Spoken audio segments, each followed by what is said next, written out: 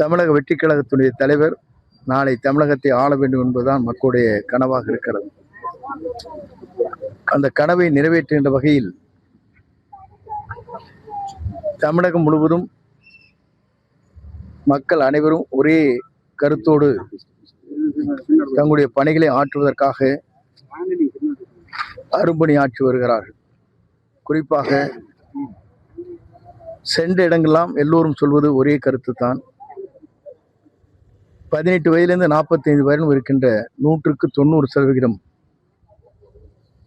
டிவிகேவுடைய தலைவர் வெற்றி தளபதி நாளை தமிழகத்தை ஆள வேண்டும் என்பதுதான் எல்லோருடைய நோக்கமாக இருக்கிறது.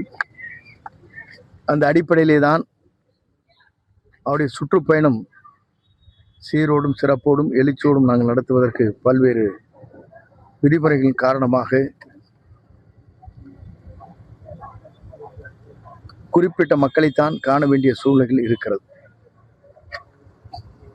ஆகவே மற்றவர்களுக்கும் நமக்கும் இருக்கிற வேறுபாடுகள் அதுதான்.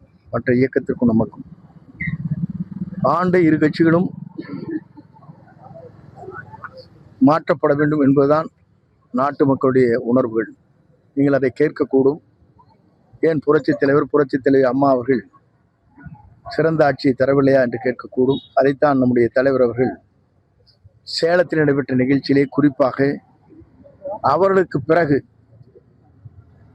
17 ஆரம்பித்து இன்று வரையிலும் இருக்கின்ற ஆளும் கட்சியாக இருந்தவர்கள் தங்கள் பணிகளை மக்கள் பணிகளை சீரோடும் சிறப்போடும் எடுத்துச் செல்லவில்லை என்ற கருத்துக்கள் அங்கே வெளிப்படுத்தப்பட்டு வருகிறது. குறிப்பாக கிராமங்களிலே வாழுகிற மக்களுடைய எண்ணங்கள் என்ன என்று சொன்னால் 100 நாட்கள் வேலை என்பதுதான். அந்த 100 நாட்களை பற்றி 2 கட்சியும் பேசுகிறார்கள். மத்திய அரசும் அதைத்தான் பேசிக் கொண்டிருக்கிறது. 100% மானியத்தை வழங்க வேண்டிய மத்திய அரசு 60% மத்திய அரசும் 40% மாநில அரசும் என்று குறிப்பிடப்பட்டிருந்த பிறகு 100 நாட்கள் வேலை முடங்கப்பட்டிருக்கிறது. அவருக்கு வேலையில்லா திண்டாட்டம் உருவாக்கப்பட்டிருக்கிறது. ஆகவே அதை தட்டி கேட்கிற நிலையில் என்டிஏ கூட்டணியில் இருக்கின்றவரும் தயாராக இல்லை. திராவிட முன்னேற்ற கழகம் அதை நாடாளுமன்றத்திலே குரல் எழுப்பி அதற்காக அந்த நிதியை பெறுவதற்கும் அவர்கள் தயாராக இல்லை. இருந்தாலும் கூட 150 நாட்கள் நாங்கள் அந்த வேலை வாய்ப்பை உருவாக்குவோம் என்று சொல்வது வேடிக்கையாக இருக்கிறது. 100 நாட்களுக்கே அதை சரியான முறையில் செய்ய முடியவில்லை.